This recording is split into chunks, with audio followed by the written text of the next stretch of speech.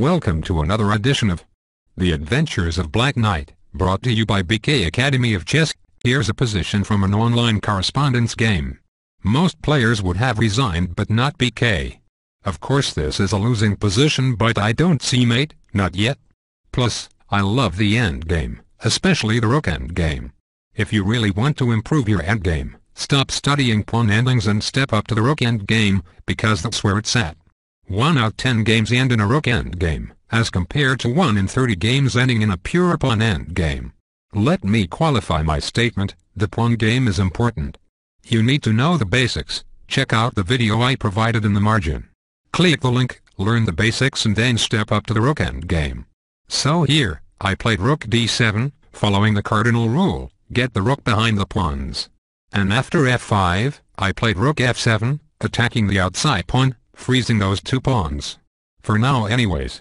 I'm thinking, if I could just win one pawn, I may be able to hold this position because there are positions where that is possible, see the link in the margin. I really started believing that I could draw after black played Rook h6, because I know black could have done better. Just look at how passive his rook is. It's doing nothing. Rooks are not made to defend pawns.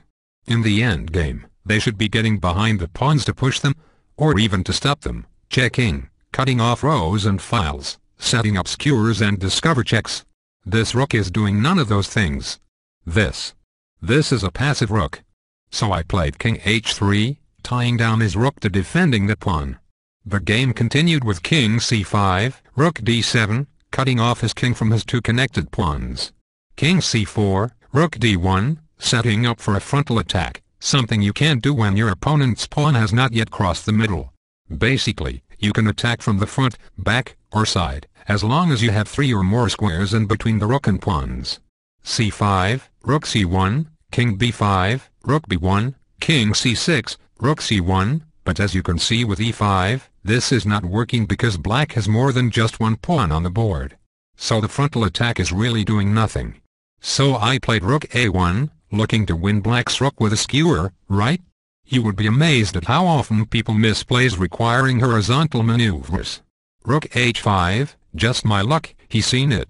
But I'm still feeling okay because he's still defending with his rook. So I tried rook e1, the only unprotected piece, so I attacked it. Sometimes when players are winning, they'll let you take hanging pieces. e4, rook g1, with the pawn crossing the middle, it's time to get my rook to where it should have been the whole time, behind the pawns. And I chose this file because it's the furthest one from the king.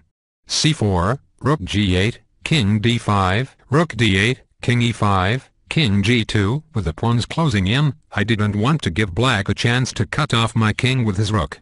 h3, king h2, well, it's back to the h-file. But for me, the position has improved because the chances are better that my king could get trapped. And if that happens, I can easily draw by harassing the king with checks, even allowing his king to take my rook. e3, rook e8, king f4, rook c8, king f3, rook takes c4, I'm happy, but black's pawns are too close to promoting. But hey, that's one less pawn that I have to worry about. You see, it's about keeping hope alive and trying to find something positive. Plus, it's like 3 pawns to my rook because black's rook is doing nothing. e4, rook a4, getting separation in between my rook and black's pawns. e2, here I find a way to draw, so I played rook b4, do you see it? Black does so he promotes to a bishop. Had he promoted to a queen, my plan to draw was to take the pawn, hoping he would take my rook. Right? And if he doesn't take, I just keep checking. So here, I figure, I'll just defend this position, as if he didn't have the bishop. See the link in the margin to a similar position I had in my last adventure. For example, after rook b7, I placed my rook in the far corner, on a light-colored square because of his bishop, waiting to harass the king with checks from the side and or back. 10. Burg 3 plus king h1, now I'm keeping an eye on the squares around my king. Trying to get my opponent to cover all of those squares. And look at black's rook. Nothing. Absolutely worth nothing. King g4, king g1, f3, king h1, f2, bingo. My king is trapped, so you know what time it is. Rook g7, if he blocks with his rook, I'll take it and draw.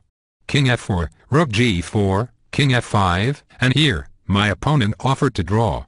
and Black Knight escapes to fight another day. Thanks for tuning into BK Academy of Chess, where together we build, and over the board we even the score.